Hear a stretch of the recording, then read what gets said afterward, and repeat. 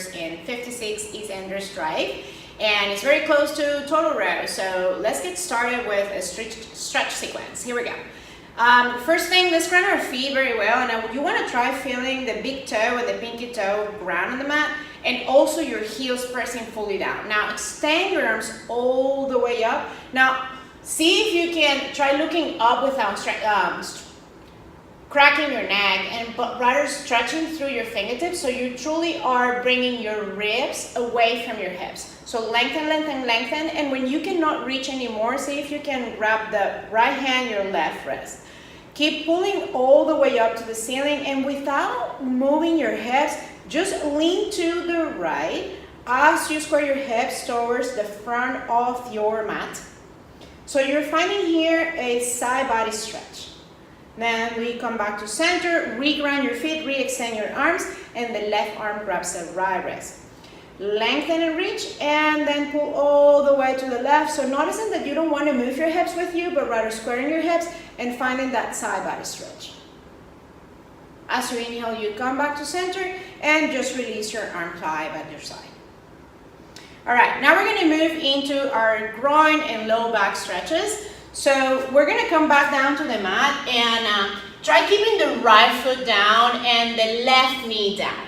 So notice that most times when we do a low lunge, we can dump easily on our low back. The fact that we have the back knee down is safe for your front knee to over exceed your ankle, but not expensive of your low back. So see if you can just flatten the back toes, gather your pelvic floor, engage it, and magnetize your thighs almost like you want to scissor them, but not really. And then from there, with thighs engaged, you extend your arms up. So the back of the low back is long, and you're feeling this rather on your left groin than on your low back. You can actually bend your groin a little bit deeper, not expensive of your low back. So what happens if you dump on your low back is this. So your belly's out, your low back is dumping, and you want to keep it very long, so magnetize those thighs and extend the arms up. Then another movement we're going to do is to stretch the hamstring. So now tuck the back toes. We're going to send the hip back, but the hip is stacking over your heel. So bring your hands down so you can ground first. Draw the navel in so you can lengthen through the crown of the head. And you should start feeling not only in your hamstring, but a little bit on your IT band. To feel a little bit more in your IT band, keep the left hand down and extend the right arm all the way up and maybe slightly back. So you're adding a twist here. Draw the navel in, try to keep your hips as square as possible. We're going to go back to that low lunge, so bring the right hand down and just push yourself forward until you can ground the back knee, untuck the back toes, and extend the arms up.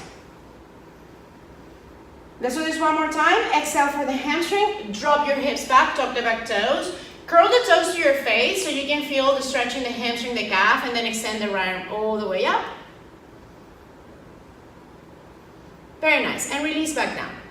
I'm going to switch sides really quickly, so just step the left foot forward and bring the right knee down. Again, take a moment to ground yourself if we're going any farther, and then align ankle, knee over ankle. Here we go, draw the navel in and slowly come all the way up. And if you don't feel very stable, make sure you engage your core, keep the back of your neck, the back of your low back long, and then slowly start dropping even farther, but making sure you're not dumping on your low back. Inhaling deep. And as you exhale, let's go for that left hamstring. So slowly bring your hands down, tuck the back toes if you haven't, curl the toes towards your face, stack hip over heel, and maybe then extending the left arm back. Draw the navel in, lengthen through the crown of the head, and now your twist. Feel this stretch in your IT band and hamstring. Coming forward for that low lunge, slowly push yourself forward. Engage your navel, draw the navel in, arms all the way up. Keep the low back long, neck long. One more time for the hamstring, just drop your hands down, curl the toes back, and extend the left hand back. Now, if you don't feel these pose at all in your hamstring or your IT band towards the glute, you can definitely try leaning a little bit farther back. But if you do feel it or it's way too much, you can always come slightly forward. There we go, and then the left hand down. So this is for groin, low back, and definitely your hamstrings. So now we're gonna move into strengthening and lengthening your low back. So the Garland Pose, and I'm gonna show you from the side, it's a pose actually from the front and then from the side. I want you to bring the heels down since we're gonna squat all the way down. And for most of us, this may not be achievable. So just bring the toes out as much as you need to and the heels in until your heels can truly touch the ground. I'm gonna show you now from the side because I want you to notice when you're dumping. I'm gonna keep my toes out for this one. Right now here, I'm hunching. So I want you to use the pelvic floor, engage it, draw the navel in, lift through the chest. So notice that I'm no longer here, but rather lengthening, so my low back is lengthening with me. And I'm gonna bring my palms to touch. The reason for this is I wanna use my tricep to pull my knees out as my knees are pushing in. Draw the navel in so you can grow taller. You're growing through the crown of the head and the back of the neck is long. Keep engaging your belly and you should feel these pose. Inner groin, inner thigh, and probably your outer hips. If this is not happening for you, you can definitely do this pose against a wall and we'll show you in a second. Very nice. Slowly we're gonna release this pose and just drop all the way to the ground. We're gonna work on a bridge pose. So feet are on the ground, hip distance apart, and we're gonna roll back. Now I want the tip of my fingers to brush my heels, so I'm gonna bring my heels closer to my butt. And notice that when I lift the hips, it's easy for my knees to go out, so I want you to think about magnetizing those knees together, and if it's easier for you, you can definitely knock your hands together. Fingertips are brushing my heels. My whole spine is pressing down in the mat, so draw the navel in until you can feel your low back pressing down. And as you inhale, slowly lift your hips. Bring the chest to meet your chin and not the other way around. Now, once you have reached your highest point, notice that your knees are going to come out slightly, and it's fine as long as they keep pointing forward. So push away from the ground with your heels, and maybe if it's available for you, just shimmy the shoulders under and interlace your fingers underneath you. Now, I want you to notice a couple of things. This is a pose where I want you to use hamstrings and quads more than the glutes. So see if you can release your glutes. I'm going to engage them so you can see the difference. Engaging glutes versus releasing the glutes. Engaging glutes versus releasing the glutes. So here, if I push away from my mat, I can feel this pose in my hamstrings. And the fact that my fingers are interlaced underneath me, I feel it in my shoulders. Now I'm going to add a little bit of core to this pose, so slowly release your fingertips, drop your spine all the way back down to the mat. Bring the arms overhead, knock your knees together, and as you inhale, again, bring your hips up and the chest to meet your chin. We're not going to be here long. I just want you to feel consciously the non-engagement of your glutes. And slowly release your spine back down. Bring the head and shoulders open off the ground and the fingertips towards your knees. Notice that your knees are not falling out, but rather still pointing forward. Keep lifting, lifting, lifting. Hold. Push a little bit into the spine so there's no space between your low back and the mat. Point your toes. Hover your feet off the ground.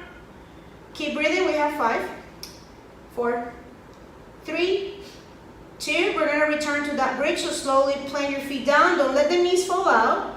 Slowly extend the arms all the way overhead. Lift your hips. Lift your chest. Nice. Slowly run back down. We're going to go with another set of the bridge so we can switch out the grip of our elbows. Ground your feet. Make sure your fingertips are still brushing your heels. Engage your knees. Maybe knocking them together. Engage your inner thighs and slowly pressing up. When you have reached your highest point, shimmy the shoulders under. Now, non-dominant grip. So when you bring your hands together, the one that you don't want to do, that's your non-dominant grip. Press your pinky fingers down on the ground. Now again, notice that when I lift, my glutes want to clench. Don't do that, but rather use your hamstrings to press up.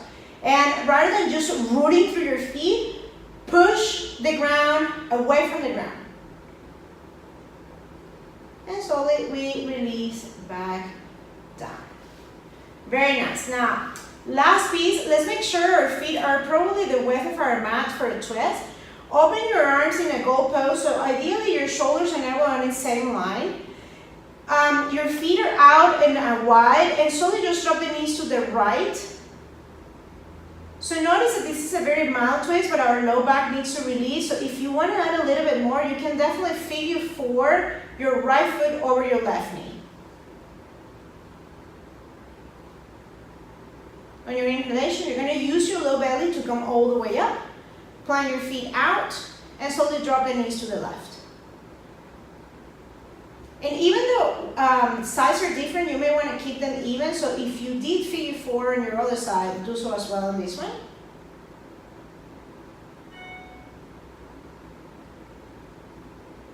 And on your inhalation, come all the way up. I always recommend finding one last bridge to neutralize the pelvic floor. So bring the palms alongside your hips. We're not going to be here long, so just lift your hips and slowly round back down. Very nice. Last but not least, bring the soles of the feet to touch, and if this is not comfortable, you can definitely bring your knees to touch and your feet out. But allow your body to rest for a second by pressing your whole spine out. If you are in this pose where the soles of the feet are touching and the knees are falling apart, the knees may or may not touch the ground. So if it's not comfortable, again, return to the other pose. Take a couple of breaths here, but be very mindful that you want your whole spine pressing down on the mat. So see if you can hold your belly and feel not only your upper back, but your low back pressing down. And that's it. Bring the palms alongside your thighs, close your knees together. If your knees are actually touching and your feet are apart, just neutralize your spine. Grab behind your thighs, and when you're ready, just come up.